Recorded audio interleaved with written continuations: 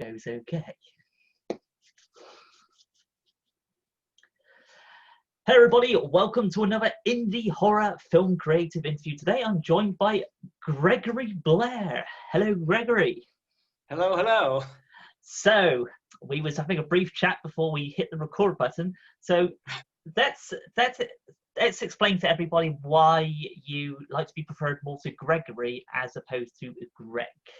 It's a good starting It's really point. very simple.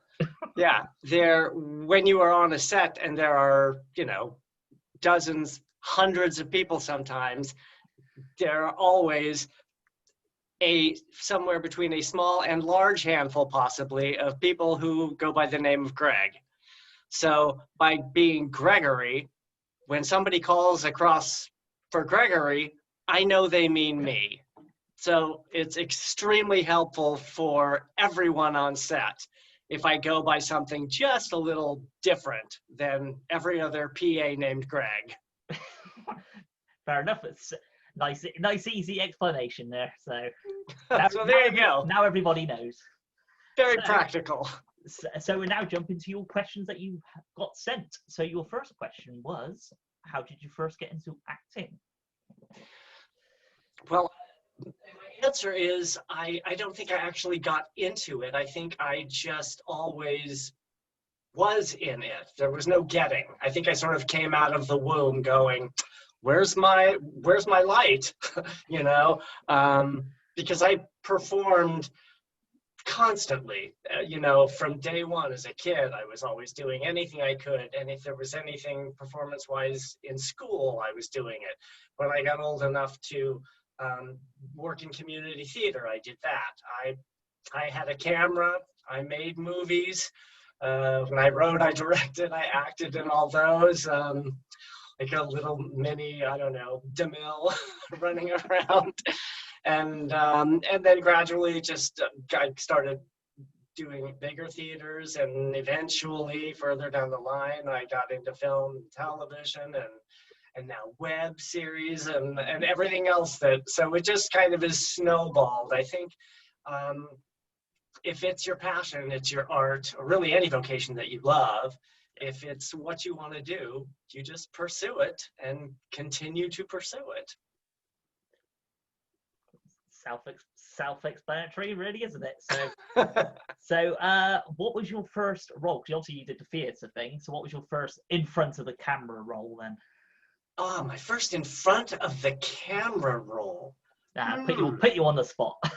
Yeah, right. Because I was thinking about that. I'm trying to remember each of my first roles. My first role was stage. So my first role in front of a camera professionally, as opposed to anything else, I believe was it was either a film called Crackpot, where I played a postal worker who goes postal. Yeah. Or I'll have to check the timing. My first television role was playing Joe Engel, the baseball manager, in an episode of Amazing Sports Stories. And if we check my IMDb, maybe we can see which one had the earlier date. Well, just having a quick look at this, you apparently was on the John Kerwin show in 2006. Oh, yes, I did that. Well, but here's the thing about some of that is the show, the date that goes on IMDb is the date, is the air date, or the date the film actually gets released. So sometimes that, in a film especially, that could be years after you actually did it. So yeah, it could have been the John Kerwin show. Shucks. Okay, so what's my questions gone? There we go. So what was your first project? So the postal worker, was that a bit part, or was that a fully fledged it was a supporting role. It was basically a movie about a kind of a not mentally 100% all there protagonist who I think at some point, I think he was homeless too. I'm not sure. He has an imaginary friend. And anyway, he starts this revolution. And I'm one of the people at the very beginning of the revolution. Hmm. And as the revolution goes on, it gets a little twisted, and I kind of take over. Well, it kind of sounds like the character's got a lot going on, to be honest. Yeah, well, it was it was a really interesting film. It was the guy's first feature, and he was very young. And when you're really young, you have a lot of things you want to say about Yeah. stuff. So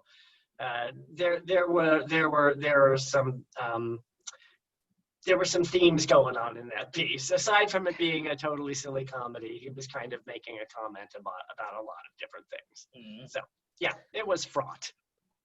So that was your first in front of the camera, and probably some people might not know this. You're not just an actor; you are also a director. You also do stuff behind the scenes. So, Yes. What is your first directorial film?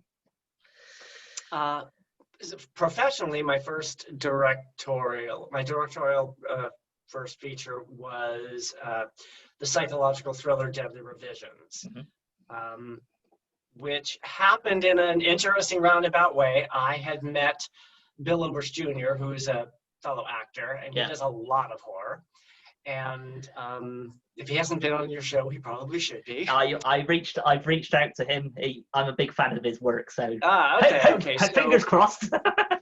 He and I met, and we became friends, and we used to get together and have tea or coffee or whatever. And at one point, this script I remembered I had written, and I said, "This is perfect for you."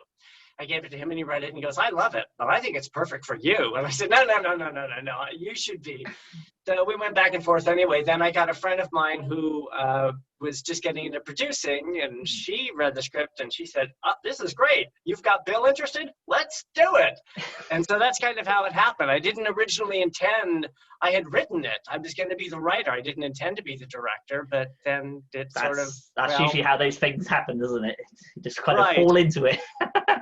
So, and your next one was the comedy horror Garden Party Massacre, which I've seen all over Amazon. It's everywhere.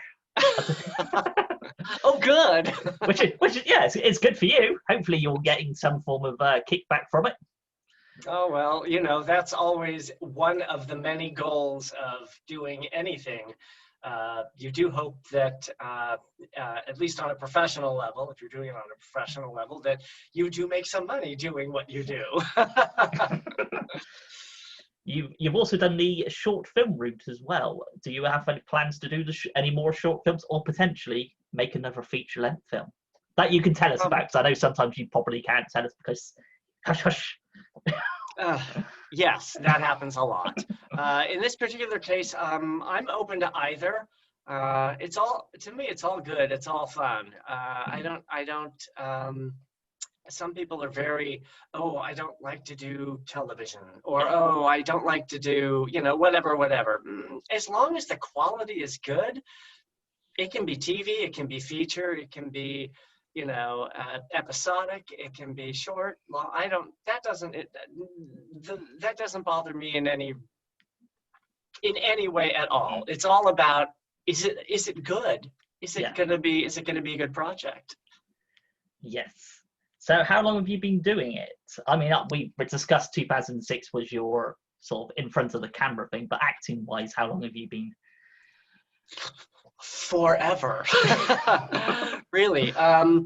Yeah, because I was doing it when I was younger, I was doing it without not on a professional level, that is, not getting paid. For years and years and years, and then when I started getting paid for it, it was like, okay, yay, but I'm still doing the same thing I was always doing, so I mean that doesn't change. No. You're just getting paid for it. Which is nice. It's nice to get paid. Which is nice, sure. But I mean, if you're going to be an actor, whether you're going to do it for a profession or you're going to do it for a hobby, you still have to go through the same routine of learning how to do it and getting the skills and honing your craft and all of that stuff.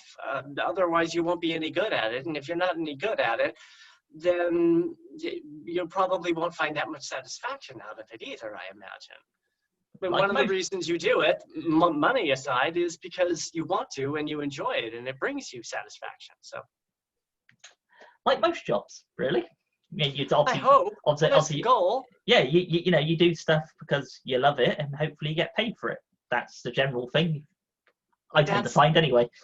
that's the ideal, is that you can have a job that helps you put food on the table, and it's also something that you love to do. Oh That's yes. what everybody wants. So I know you probably can't say some of these things, but what have you worked on or currently working on? Because I've got your IMDb list right in front of me, and I can see loads of stuff being announced. So you know all the answers already. I know all the answers, but the people that are at home don't know. Well, I can talk about some that are done or almost done. Because there's a lot. Oh We yes. talked about how long it takes. Well, how long it takes from when you finish a film to when the film is actually released and whatnot. But there's a lot of projects. You mentioned bit parts. I have a bit part, a really cute cameo in an Aaron Mento film called 16 Bits, which is an action comedy. I was in an earlier film of his called Ugly Sweater Party, which was also a comedy. I've seen that. That's got Jennifer Mangle. It's got Jennifer Mangle in it. Yes, comedy / horror.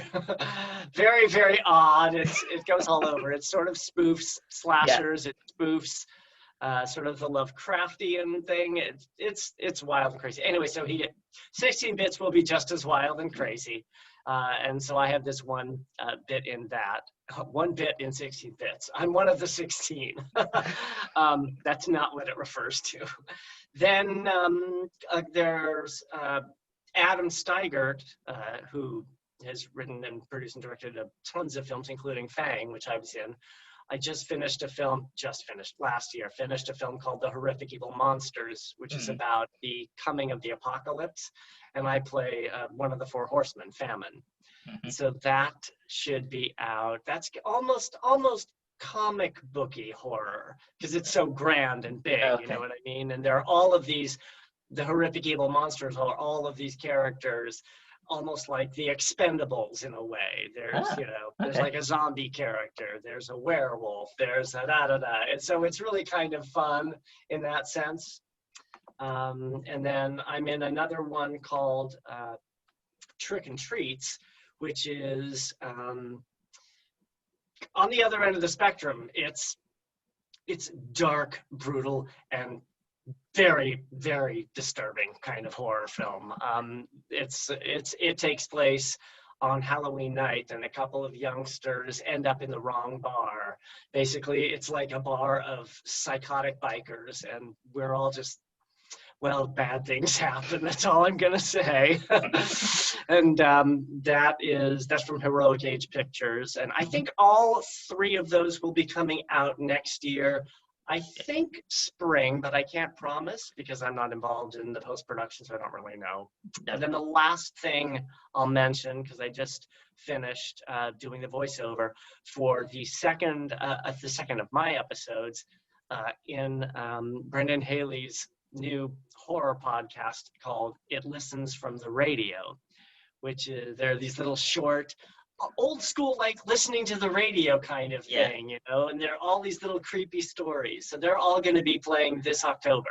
So those, you'll get to hear those first. I play an old man in one. I don't want to give anything away. And I play a demon in another one. Okay, so in regards to that, where could people possibly listen to that? Is it basically any podcast provider, or? It's going to be, oh gosh, I wish I had that window open. I believe it's going to be on I want to say Facebook and YouTube and oh, you know what? I'm going to try to pop it up because it's in a bunch of places. So ignore my averted eyes while I look for the thing that's going to give you the answer to that question. That's fine. We will. While you're searching that up, I will ask you another question. Then. No, I'm going to have it in 2 seconds. Oh, okay. Okay, here's the answer. It's going to be on Apple Podcasts, Anchor FM, Google Podcasts, Spotify, and Stitcher. There you go. That's where you got to go listen to it. There you go. Good bit publicity while you're on here. So, now it's the question that it gives a whole variation of answers depending on who you are. What advice would you give to people wanting to get into the film industry? So that could be any aspect for you, because you've done it all basically.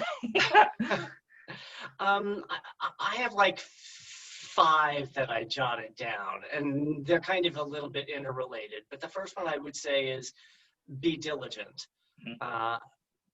Like when I say it, I pursued it my whole life, and I mean only now, really, in a way, am I doing all of these things. As you say, I don't appear on IMDb until 2016. No, 2006. 2006. Yeah. So, that's like almost 15 years. Okay, so it's been a while, but whatever.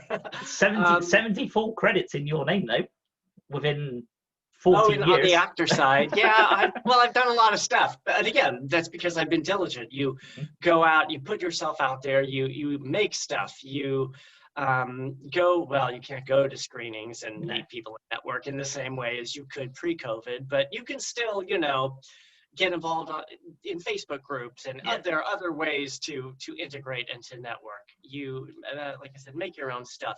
You get yourself up on the actor websites, and you get your headshots, and you send yourself in for auditions, and you do auditions, and you just keep doing. And so that's what I mean by being diligent. Go to class and learn more about getting better at your craft, all of that. So that ties it. So be diligent and get out there, I guess, was my second point, which I kind of went into there. Get yourself out there in some way, however you can. And then my other one, make stuff, I said. That all falls. So like I said, those all go together. It all bends into one, yeah. And then my other 2 are do your research, which means whether you want to be an actor or a cinematographer or a director, really study the craft. I mean, I think you do need to read books now with, the internet. There's so much you can learn online by watching, not just like master classes, which are great, but I mean, other things too. Watch actors, turn the sound off of a movie you've watched many times, and just watch their face, see what they do. There's so many ways to learn, and I think that we all never stop learning, really. So do your research. Also do your research when you're going to get approached for projects, or when you want to send in for an audition. Read, see, has that director ever done anything? You can look that up on IMDb or just Google. I mean, Google is a wonderful thing, right? So that you can say, now I see what the kind of movie that director makes. I don't want to be in that kind of movie. So then you won't waste your time auditioning. So do your research. And then the last thing, which is probably the thing I should have led with, because it's the most important thing. It's not just for actors, writers, directors, or anyone in the entertainment industry. It's for anyone, everywhere, at all times. And that is, be nice. Be genuinely nice. Because if you're genuinely nice, you don't have to think about it. And everybody, when you're on set, if you're not nice, nobody wants to invite you back on set. It's like when I'm making a film, it's like I'm inviting you into my house for 2 weeks, 2 months, whatever it's going to be. Be a nice person I want to have in my house. Yeah. You know what I mean? So be respectful, be gracious, be thoughtful, be thankful, be nice. Okay. Well, I was going to ask you this next question, but I'm going to throw you a curveball now, because I like to do that on here. What has been your favorite role? I hate that question. To me, that's like Sophie's Choice, only I have 74 children. That's what I was going to say. It's like, which child do you like? Yeah, I mean, that's so hard. Or which one do you remember the most? Should maybe reword it. So hard. I mean, of my theatrical career, that is what I've done on stage, probably I would have to say being in Sylvia, because in that play I played, basically that's about a couple and the dog that comes into their lives, and every other character in that play usually is played by one single actor. So you get to play all these different characters. So it's really a lot of fun. So that and not only was that so much fun to play, but we bonded because it's such a small cast, and the director would bring in his dog. It was kind of like our AD. I mean, it was such a beautiful, memorable experience. So that was a really fun role with all of the other accoutrements that went with it. Film or television stuff. Well, television, I would probably say Weird Wendell, who was a character on Love That Girl.